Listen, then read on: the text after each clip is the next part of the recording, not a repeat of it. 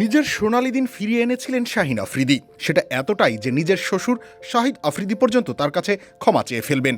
শাহিদ আফ্রিদি তো বটেই, খোদ ভক্তরাও তাকে পাকিস্তানের মূল একাদশে দেখতে রাজি ছিলেন না। সেই শাহিন আফ্রিদি খেললেন, জয়ও করলেন, কেবল পাকিস্তানের জয়টা আনতে পারলেন না। 4টা ওভারের প্রতিটাতেই একটা করে উইকেট নিয়েছেন, কিন্তু তারপরেও তিনি পরাজিতদের দলে। ট্র্যাজিক হিরো হয়েই ইংল্যান্ডের বিপক্ষের ম্যাচটা শেষ করলেন।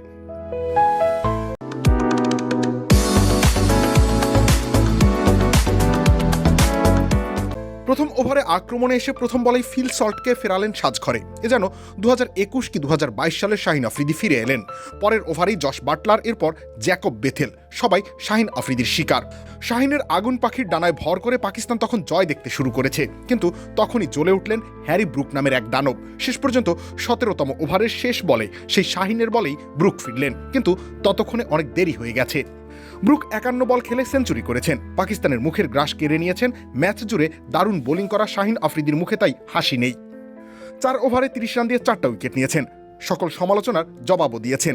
পাকিস্তানকে ম্যাচেও ফিরিয়েছিলেন, কিন্তু শেষ রক্ষা হয়নি। শাহিন জিতলেন ঠিকই, জিততে পারল না কেবল পাকিস্তান।